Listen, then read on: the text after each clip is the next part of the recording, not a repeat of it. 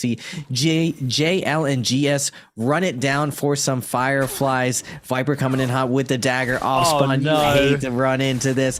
Just dagger off spawn is one of the worst situations, but Takeda coming in with the F1, peeling for his teammate and taking down the Viper. Now when Takeda gets that slam, he's able to take his weapon away, but we're seeing the Aquasol coming out, the claws coming out, and the sustain clawing down, winning this neutral over and over, getting the staggers, just jumping back and forth, impossible to CC, and this is the power of Akos off spawn. That sustain damage absolutely taking down GS, and JL continuing their reign with OUG at the top. And JL might be taking a lead soon. 62.2 points with that Akos play off spawn. That was absolutely huge. Yeah, you can see the power of the of the Akos, and you know, no weapons, no problem. We are seeing Sleepwalker's actually transformed. Has he got himself stuck on a net? I don't know what he's trying to do. I think he's trying to get a bit of height, but he's stuck. He's just oh god, Sleepwalker. Oh, he no. got clowned in the advert, and then he just clowns himself in real life. Oh, that is so sad. Okay, well, WBG don't have a monk for this fight, so it's on Jing to carry it. Sleepwalker's still stuck on the net. What did he transform into? A giant fish?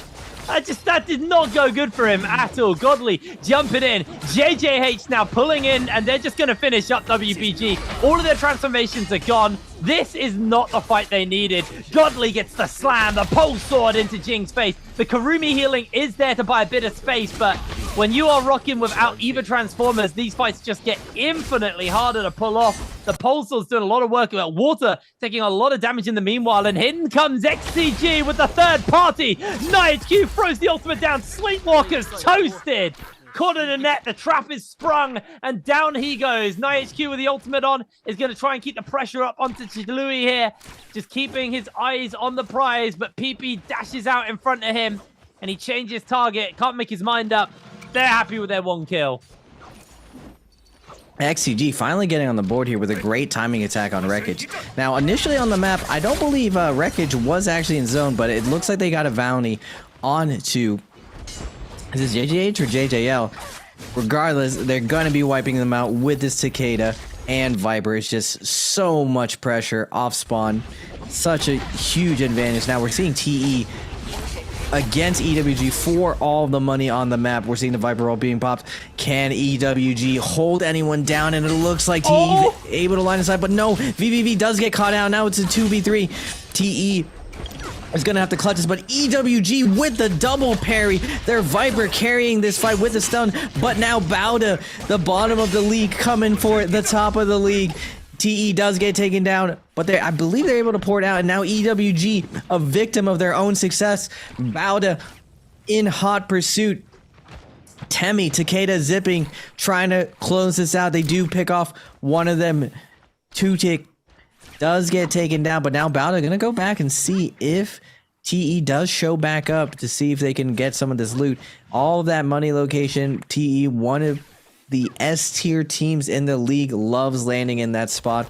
They love landing cave, they're landing that spot in that money spot, as we like to call it, able to get around 12 to 14,000 coin from that spot and scale up perfectly, getting a Moonbane, getting some Jades out spawn, and look at J team into the north, slowing it down, going back to the tried and true place out. Consistency is everything. Get to end game, and you're gonna do better in this league. Now XCG, they've been dormant this entire day. They need to step it up with this off spawn timing. I'm hoping that they continue this hunt and keep finding more and more teams. It's interesting to me that they did put the purple armor on the Wu Chen. Maybe it was probably one of the weak points in whatever they're doing today. Their Wu Chen just does keep getting taken down. Now Ventus opening up with the silence, able to get Alliance locked in, and they're able to pick off Lin with the no ult zone. Looks like Alliance in a very scuffed position, not really with a ton of loot, but they do have a purple dagger onto the Yodo. He's going to do a ton of damage with each of these lash coming down. Their Alliance Wu Chen does get taken down, and they're able to, yeah, it looks like Ventus is able to pour it out, but they're already back in, but it doesn't matter. Alliance just immediately throws some blue attacks and is able to take down Ventus. And down to a 2v2 or 2v1 situation. Ventus trying to clean up alliance here. Gray armor. He does get a parry. Now it's down to a 1v1 situation. Can Sanzi clutch this versus Lucky? Akos versus Yodo. New school versus old school. Wait, Lucky with the R&B, both one hit. And Villains can't do it. I'm sorry. Hey, Brain. EU can't do it. They respawned in. They came back. They just salty around back it and won the 1v1, turning it into a 3v1. Now OUG have got themselves a fight here with Bowder. Malman's already gone down. Jinyu's keeping the pressure up onto Lion TT. He's going to get cooked as well. In comes the Viper Sun. That's the finalized. And OUG just get themselves a nice and easy squad wipe off the back of that one. And that puts them up to 4 kills. So JL now have a little bit more work to do to catch up to them. Speaking of JL, they have now got Ventus in their sights. In the no-ult zone, which isn't amazing for them, does finally get popped. AS does have his ultimate up and available, so you may just watch and see him. Let's throw that one out as he does an arrow shot to the face. A couple, armor stripped away. WX98's feeling comfortable to step up and actually take this fight here. But with the Bane's Breath coming down, this could get a little bit hairy for Ventus. AS has popped the ultimate. He's going to jump in, and Sansi is just getting stagger locked down. One Fang coming in forward as well as the Bane's Breath from JL is going to absolutely rip everyone from Ventus to shreds. The stun does connect onto Jing, but that's not going to really matter because another teammate will be going down onto the side of Ventus. The Wushen ult out, and JL need to keep the pressure up. I don't think they're even going to be able to get Sansi out, though, as it was too short of a teleport, and now Xiu, he is just one shot away from going down, and AS is keeping the pressure up onto him. The grapples are coming down. Don't quite connect onto him this time, taking up into the trees to get away. JJH also in the area, hunting for a free kill. There's the grapple, there's the lockdown, there's the finalize. Xiu goes down, catches himself the knock-up. He's just desperately trying to escape, gets the clang, is finished up. Godly secures the kill. Nice and easy. JJH take away the kill and deny JL an opportunity to catch up and maybe overtake OUG, at least for now, as Dongqing could get caught out. TXJ doesn't spot him, though, and is just going to head away, moving on to a different part where he's just going to carry on. Going to grab himself some loot. We got those Mora's Blessings spawning up soon, though, and that is where I expect to see a whole bunch of action break out. Does look like there's a key up and available. Is that someone's vault, or has someone already opened the vault? I can't ever remember that. I think someone's got a key then. That's it. Someone's got a key, so they may go open that vault. I guess we'll see where that gets used. Alliance do get a rebirth off. And J-Team are looking to contest this Realm of Yang. It will be spawning up now. They've got GG in the area. We are going to see GS get into their one. Oh no, Anne's been third-partied. He got in. He's out. He's not going to be in any danger. J-Team almost got given a free win there by TE, as now J-Team going to get himself aerial, going to look to try and take this fight, and he's still in the middle of healing. He hasn't even got a full heal off, so J-Team can use this as an opportunity to jump in. ZK loses a whole bunch of HP. Ant's just getting juggled around on the side. The Sandstorm comes down. ZK's throwing that ultimate out, catches onto Anne, as Xiaohu loses a whole lot of HP here, as the Sandstorms are doing a fair amount of work. The healing coming in from 101 TN is going to keep him up. Anne has just spent this entire fight healing his health bar as he's taking so much damage. ZK is trying to jump forward, does get himself that F1 off on to Lue there from the ultimate. Counter comes down. ZK's low HP is able to heal himself back up, eat a whole chunk from that Takeda on the other side, fires back with his own one, but now all of his charges are used up. Trying to get some damage off onto these members. Is J-Team playing this fight a little bit tempered now, but their ultimates are down. ZK immediately jumps forward, gets himself caught out, but turns it around nicely onto Lue. Cuts through his armor. Nice and simple, but his health bar is going a little bit low. He's been juggled up. Health bar going low. He needs the healing from the Z-Ping. It's coming in. The armor's there, but he's just stagger locked. More healing coming in from the Z-Ping. Lue gets caught up in the air, being juggled around by J-Team. Health bar's low.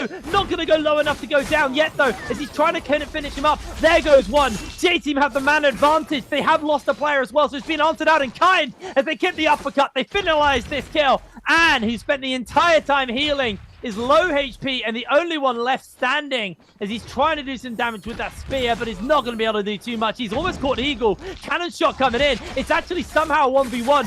ZK has ultimate once up again, though, and down he goes. That was a clutch fight.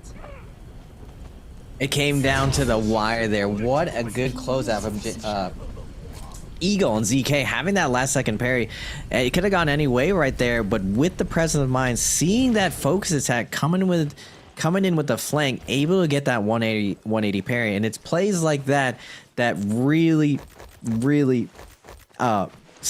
sear into your brain as a competitor. Like you want to clutch it up for your teammates, and you want to have that crazy play and that 180 parry, having eyes in the back of your head and catching that great flank.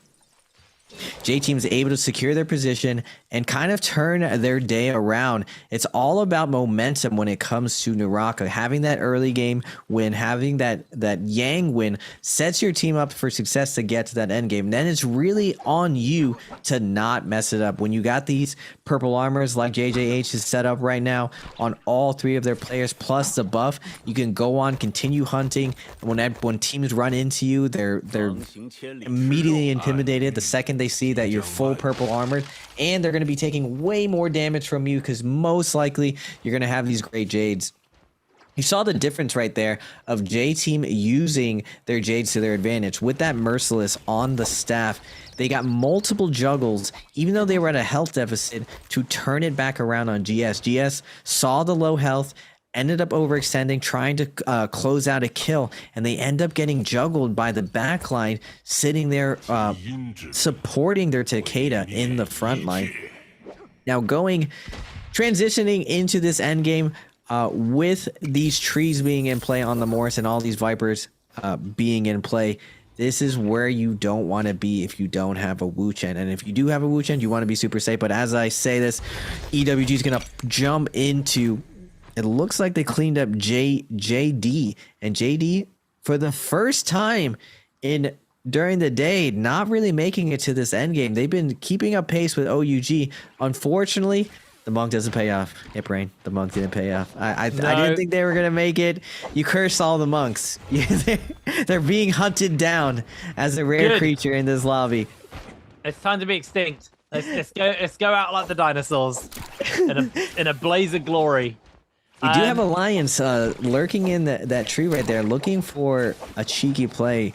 WBG's at the box. It doesn't look like GS is going to be able to get an ambush play here.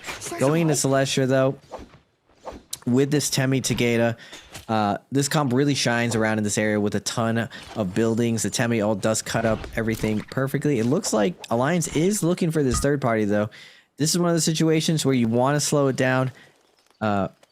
Not get caught in the middle here, but WBG doesn't care. You want to jump in on us? We're just dragging you out in the open away from these buildings, and Sleepwalker's going to be popping this ult, leading the tempo. Gets one grab. Does he get a second one? Unable to get it, but WBGPP has forced to pop healing circle. He's getting shoved out of the healing circle by the Takeda, but he makes her way back into it.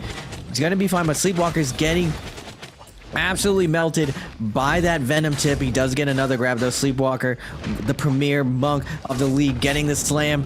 Hopefully Takeda's gonna be able to solidify the kill, but it looks like GS is gonna be taken down. First kill going down, but Bauda coming with the third party.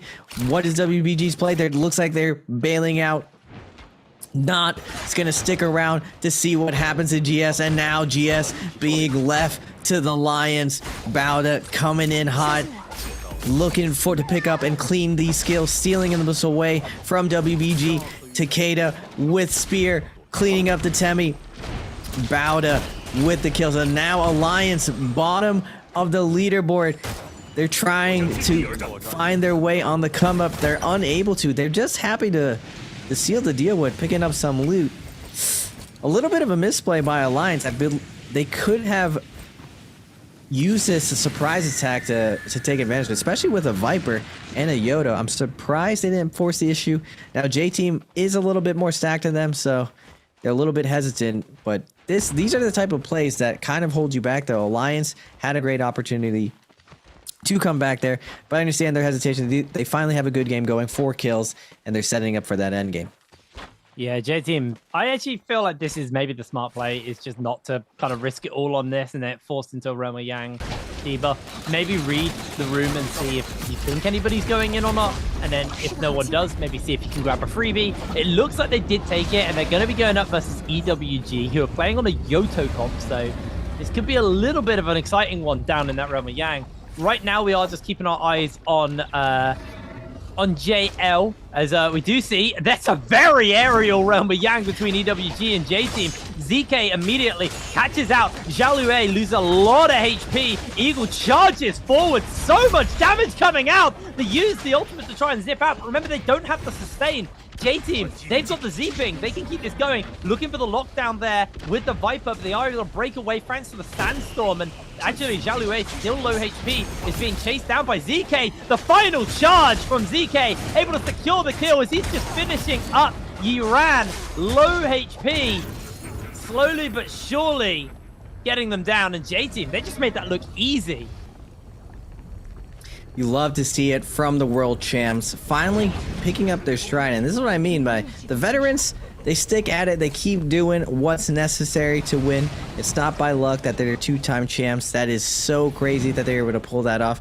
And they actually, what a rare case to choose Draco Storm. Usually teams go, wait a minute, no, I read this wrong. They are with the Blue Mystic. It just looked like Draco Storm. Ventus is the one with the Draco Storm. But we got GG versus OUG. And for the first time, OUG is against the wall. They're Yodo forced to pop off ult. And GG's going to clean up Shinyu.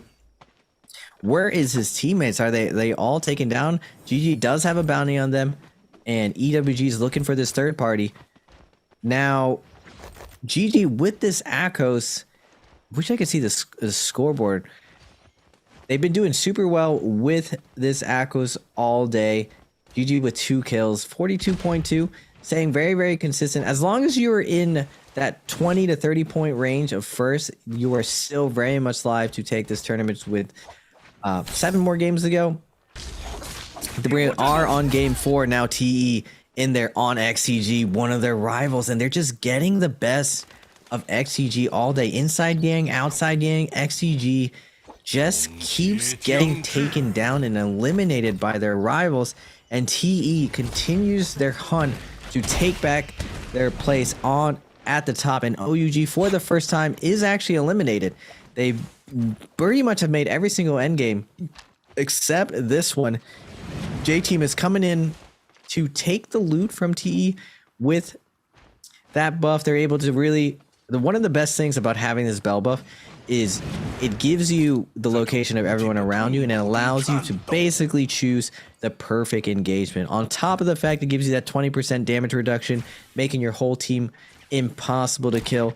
And we still have Alliance running away from EWG. They had a bounty on them earlier. Yeah, I don't really know what Alliance is trying to do here. It looks like they're just 5 kills. It's kind of working. It's working. It's working. They're chilling, but a lot of this battle royale not getting focused is all about showing strong body language as a team, that you're not afraid to fight. And when you're disengaging this much, they do lay the trap and get the silence onto the Viper, and they get the stun. EWB in a tough spot. Is their bootcamp going to be able to port them out?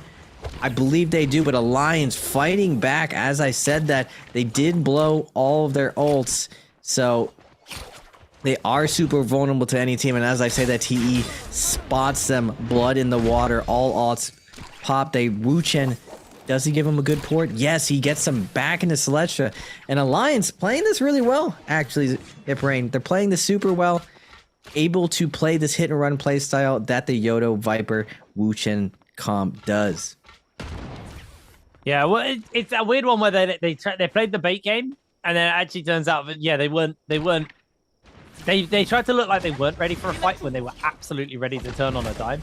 EWG found themselves in a little bit of a skirmish here with TE, landing that cannon shot there on to TXJ. Second one goes a little bit wide. The third one does hit though.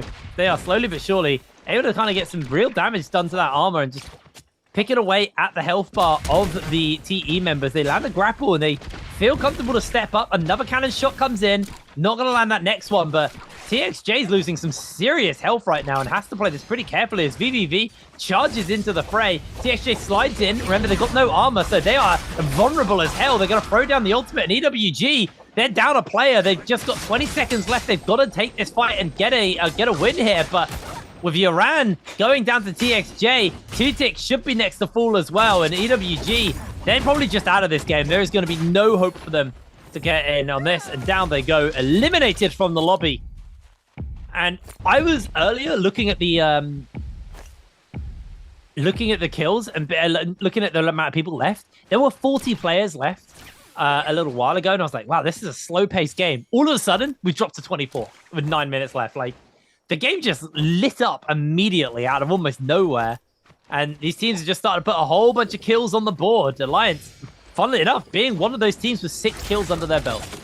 That's why I call Yang Depletion actually a Yang buff. It super motivates the team with Yang Depletion to go on and use their confidence and go for any kill they can see in front of them. Normally, they wouldn't probably do that. They'd probably play something slow, but since they have that extra buff, that 4 minutes of motivation to get in there, you see these lobbies get super, super hectic and just get thinned out in these post-Yang situations. Now, you were talking about Alliance usually being at the bottom, and now EWG is actually at the bottom. And I did watch Solos the other night finals, and year-round, even though he's in both Solos and Trios finals for NBPL, he's also at the bottom of both. So, not really what you want to be known as for getting there and getting at the bottom, but still respectable. He is there. He is on the world stage. Unfortunately for him, he is anchoring the bottom. Now, GG, your dark horse pick, Hiprain, doing super well. And with that Akos, I love it. They got their Akos super juiced up, the gold armor. He's feeling good. He's ready to get the claws, sink his teeth into another team. Will it be J-Team? J-Team also having a great game today, or this round. Transitioning to this end game, with Vipers running around, it's just so volatile in these situations that you really can't engage past this point. Once the depletion is up, you really want to slow down, because even if you port out at this point, with the circle being so small and everyone being so hyper aware, teams are going to observe when you do have cooldowns on and when you don't. And with that Yoda, with that Akos ult, with that Viper ult, you really don't want to be on the receiving end of it when you don't have ults up. It's just, there's just no upside of it. So I see this going to an end game. With this next Morris coming up being one of the contention points, you do want to get that gold armor, get a couple Jades. Any Jade, there are a couple, like, I call them Jades of Destiny. And when you get them, your team just has a humongous advantage. Like, pretty much any Dagger Jade gives you a huge advantage. They all provide a lot more stagger and provide a continuous combo. A lot of the Pole Sword Jades all give you a ginormous advantage. Blistering, Overcomer providing a ton of damage, dot damage, crowd control. And this is what you really want to be set up doing when you're in these end games and you don't really have much to do. You're just playing for positioning. What you could be doing is trying to use that extra money that you have. You see TE with a ton of money here. They're trying to use this vendor over here to see if they can get another critical Jade. And that's why you see a ton of these teams camping these areas so they can take advantage and deny and see if they can catch you lacking to get a free kill here or get you lobbied. Because as long as you get the last hit, that's all you're looking for here. You don't need to do all the heavy lifting. Work smarter, not harder. And you're seeing the rain of cannons coming out in this new meta, this 2023 Naraka. Now, it used to be only one player who held a cannon on the team, Hiprain. Now, all 3 players hold a cannon. It's so good for farming rage. It's so good for farming rage, the cannon. It's why so many people do it as well, because at these stages, especially developed as like a monk thing, like monks would have the cannon so they could build up rage as quick as possible and have that ultimate up as much as they can. But yeah, it has been that change to the Buccaneer phase where it was a regular like kind of ship firing cannons. Now we've just got a full-on broadside, 40 guns, all just letting it wail.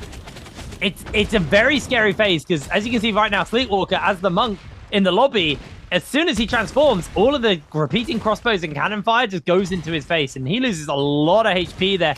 Actually, TE deciding to make this as an opportunity to maybe jump in onto these members, unable to actually let that damage stick as they do just get a cheeky reposition off, but Sleepwalker still eating a whole bunch of cannon fire, trying to move away to a bit of a safer position for himself as Bill's not quite ready to pop and give information yet. As you can see, GG are currently fighting with J-Team off on the top for that high ground of the hill.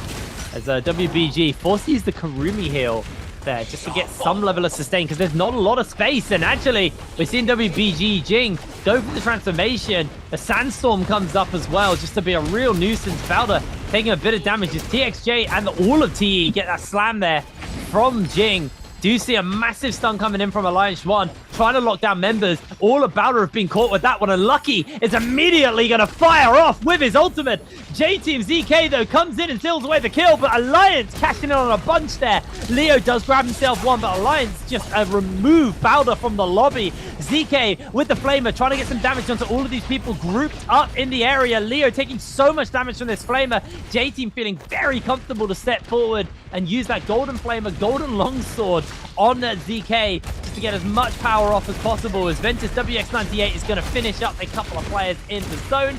Jing actually takes the kill onto LXM there as PP getting cooked, and WBG, they may have run that monk comp, but now this is going to be them taken out of the game. Alliance out of the game with 9 kills as Ventus actually don't get that kill because J-Team steal it with the bow.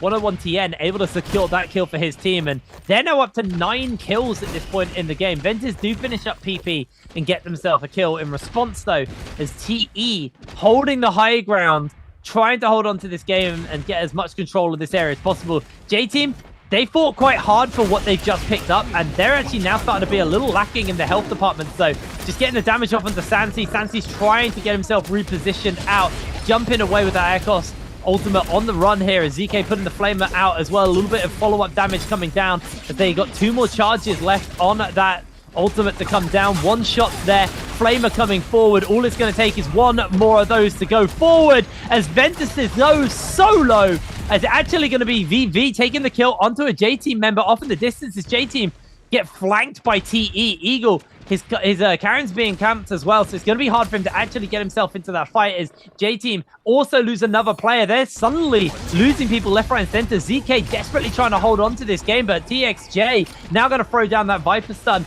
try and lock down a couple of players here. 3-3-0, caught in the zone, nowhere for him to go. He's going to be going down. As we do see GG's Miss-Kia desperately trying to jump into the middle of this fight and see if he can maybe turn this one around. As we are going to see the Viper Stun look to break out onto these members, onto the TE members who do blink out in the nick of time to avoid away from this one as Miss-Kia's low HP and TE finally have their moment. ZK is going to have to somehow 1 versus 3 versus TE here. He does have Jinyu to maybe buy him a little bit of space, but he's knocked into the zone. He has no health, no opportunity to survive this one. And TE take the lobby.